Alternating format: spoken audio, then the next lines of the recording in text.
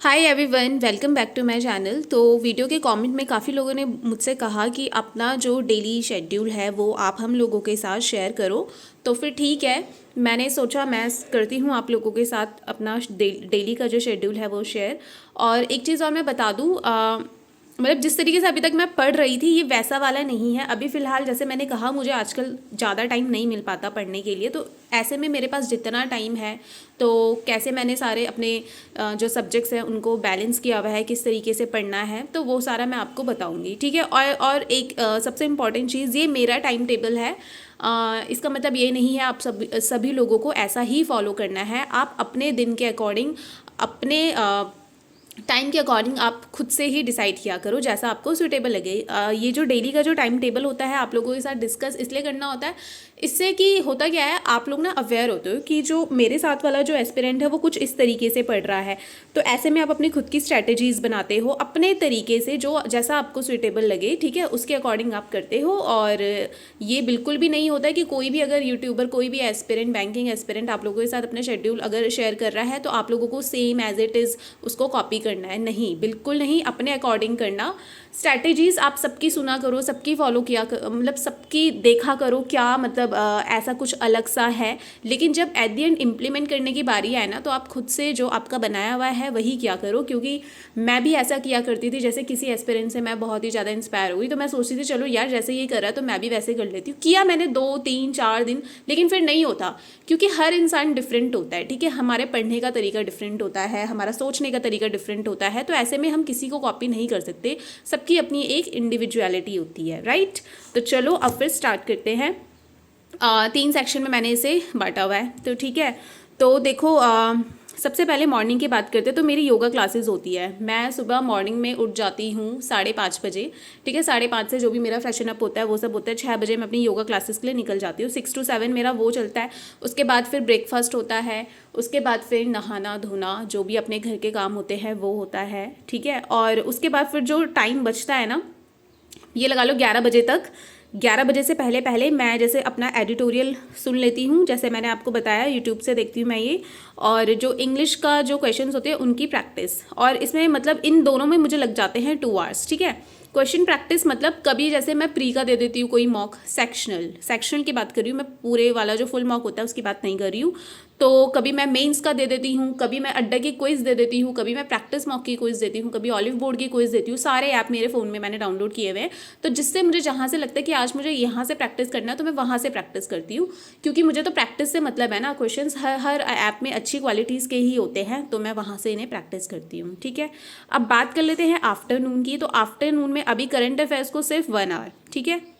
उसके बाद LIC का अभी जो प्री दिया था तो उसके मेंस के लिए फिनेंशियल अवेयरनेस 1 घंटा, मतलब 1 घंटा मुझे लग ही जाता है। 1 घंटे से ज़्यादा मैं इसे नहीं दे रही, क्योंकि मैं प्री में ज़्यादा श्योर नहीं हूँ होता है नहीं होता है। बट एट द एंड मैं फिर रिग्रेट भी नहीं करना चाहती, अगर बाई चांस प्री क्लियर हो जाता है तो फिर मेरे पास ये सब्जेक्ट पढ़ने के लिए टाइम ना बचे तो मैं, कुछ नहीं होता, मतलब पढ़ ही लो, क्या जा रहा है 1 घंटे में जहाँ इतना टाइम इन्वेस्ट कर रहे हैं। तो 1 hour for financial awareness LIC mains के लिए। अब नाइट टाइम की अगर मैं बात करूँ तो रीजनिंग में 1 आवर मैंने लिखा हुआ है। 1 आवर मैंने इसलिए लिखा हुआ है क्योंकि मेरी कोशिश ये रहती है ना 1 घंटे में जितना हो रहा है मैं उतना कर लूँ। बट ये कभी कभार 1.5 घंटा भी चला जाता है, कभी 2 घंटे भी चला जाता है, जिस हिसाब की पजल होती है। अगर पजल ज़्यादा टाइम टेकिंग है तो बहुत ज़्यादा टाइम भी लग जाता है। अब बात ये है, कोई कहेंगे आप डेली पजल्स प्रैक्टिस करते हो, तो देखो डेली की 2 से 3 पजल तो रहती है, और वो मेंस की होती है। प्री का प्रैक्टिस करने का कोई मतलब नहीं बनता। ठीक है, 2 से 3 मेंस की पजल होती है। और बाकी मैं क्या करती हूँ, क्रिटिकल रीजनिंग में ना मेरा थोड़ा ज़्यादा मतलब आप कह सकते हो एक मैं डिपेंड रहती हूँ, क्योंकि कभी कभार क्या होता है रीजनिंग में ना कुछ ऐसी पजल्स होती है हो ही नहीं पाती, समझ ही नहीं आता रीजनिंग में क्या करें। तो मैं सोचती हूँ जो अगर इंग्लिश अगर अच्छी है तो क्रिटिकल रीजनिंग भी हो सकती है, मेरा ऐसा मानना है। ठीक है, तो क्रिटिकल रीजनिंग भी मैं कर लेती हूँ। उसके बाद क्वांट में 2 आवर्स, 2 घंटे लग जाते हैं क्वांट में। और मैंने आपको बताया था PDF वगैरह से मैं कर रही हूँ। और जैसे मैंने लास्ट टाइम जो मॉक दिए होंगे ना, तो कभी कभार मुझे ऐसा लगता है कि वहाँ पर अच्छे क्वेश्चंस थे जो अरिथमेटिक के प्रैक्टिस करने लायक, तो मैं वहाँ से उन्हें दोबारा प्रैक्टिस कर लेती हूँ, मतलब उसको दोबारा से रीअटेम्प्ट मोड पे किया, सो दैट जो सोल्यूशन है जो वो छुप जाए, और फिर मैं दोबारा से वहाँ से क्वेश्चन देके अपना प्रैक्टिस करूँ। तो कुछ इस तरीके की मैं प्रैक्टिस कर रही हूँ आजकल। फुल मॉक टेस्ट मैं नहीं दे रही हूँ अभी फ़िलहाल किसी का भी। ठीक है, और सोचा तो यही है कि मैं आफ्टर होली से ही एक फुल लेंथ मॉक जो होता है वो देना स्टार्ट करूँगी। अभी होली से पहले पहले मेरा ये है। और शेड्यूल का मतलब ये नहीं होता आपको लाइफ लॉन्ग बिल्कुल ऐसे ही फॉलो करना है, नहीं, ये वीकली चेंज होता है। आज मैं जिस तरीके से पढ़ रही हूँ, कल को क्या पता मैं अपना कुछ और टाइम टेबल बनाऊँ। तो मैं तभी कह रही हूँ आप देखा करो सबका, लेकिन जैसा आपको सही लगता है आप उसके अकॉर्डिंग किया करो, ठीक है। तो टोटल अगर मैं यहाँ पर करूँ तो 7 से 8 घंटे एक दिन में मैं अपने पढ़ाई के निकालने पड़ते हैं मुझे। जैसे कि आप लोग सुनते होंगे तो कोई लगातार 7 घंटे पढ़ रहा है, तो मेरा ऐसा नहीं है। मेरा ब्रेक ले लेके, जैसे मैंने आपको बताया मॉर्निंग का ये है, आफ्टरनून का ये है, नाइट का ये है, ठीक है। नाइट का ये कब से है, ये रात के 8 बजे से है, ठीक है। 8 बजे से, जैसे मुझे ऐसा लगता है 8 से 9 मैं अगर रीजनिंग कर लूँ तो ठीक है, ठीक है। फिर अपना डिनर वगैरह किया, फिर कोशिश ये रहती है ज़्यादा से ज़्यादा 1 बजे तक खींचे, क्योंकि फिर मुझे सुबह जल्दी भी उठना होता है। तो ऐसे में जो नींद है वो बहुत ज़रूरी है, क्योंकि अच्छी नींद अगर हम लोग लेंगे तभी यार फिर हम अच्छे भी रहेंगे, तभी पढ़ पाएंगे। अपनी हेल्थ भी बहुत मैटर करती है।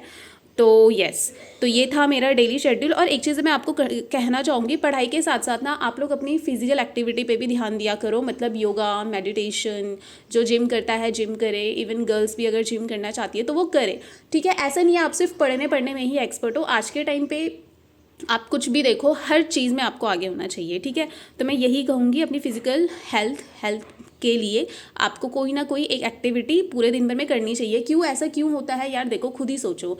मतलब एक्सरसाइजेस के ना अपने अलग बेनिफिट्स हैं। इस पर भी मैं एक वीडियो बनाऊंगी कभी डिटेल में, और अगर होगा ना कभी तो मैं अपने मतलब इसी चैनल पे एक शॉर्ट वीडियो डालूंगी जब मैं ये योगा क्लासेस कर रही होंगी। तो इससे आप लोगों को मोटिवेशन मिलेगा।